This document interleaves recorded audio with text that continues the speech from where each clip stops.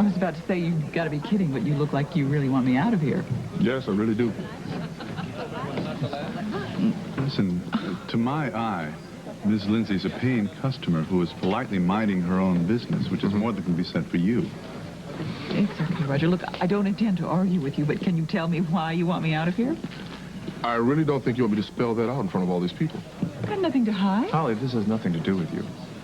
Mr. Speaks has made it clear in the past that he doesn't care for me, or for that matter, the company that you're keeping. You know, you're very right, Flynn.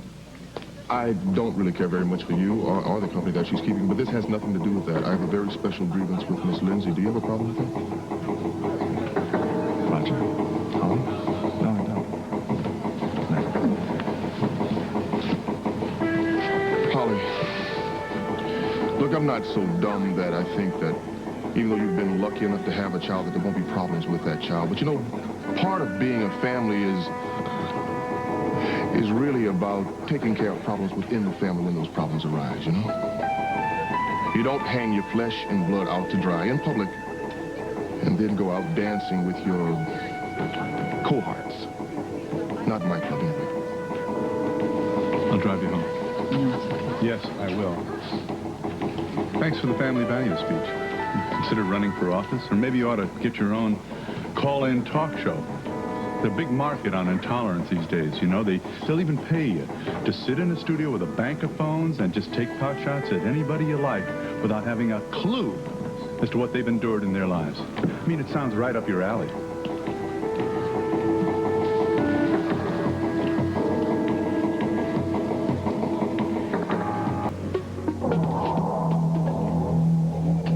Gonna be all right? Sure. I've known Hampton Speaks a long time. I don't like him very much, but I can't believe he did that to you. I can't believe you came to my rescue. Why? Well, everything you said about what I did to Blake, I knew. That's how you feel. Well, see, I know you, and I know Chrissy. He doesn't. So? So, he hasn't earned the right to yell at you. I have. Yeah. Look, you're right. I could have let you go home alone, but I remember a night not so long ago at the Blue Moon. I was lying on the floor about as alone as a guy could get. And I looked up, half conscious, and I saw your face. Surprised you could even see anything. You really did a bang-up job on you that night. When I saw you, you took me to the hospital. I'll never forget that.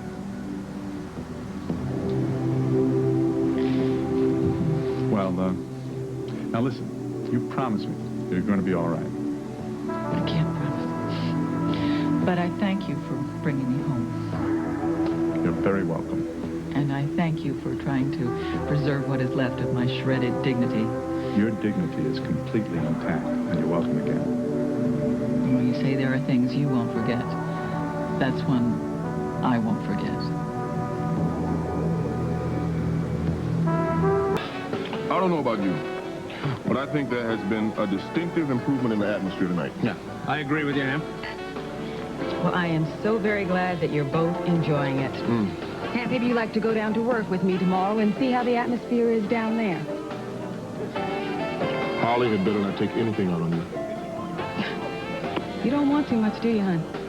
Tonight, Holly basically got kicked out of here, and tomorrow morning she's supposed to look in my face and not remember that the person who debased her in the middle of a crowded dance floor is my husband. Wonder how long it's going to be before I receive my severance pay. Excuse me.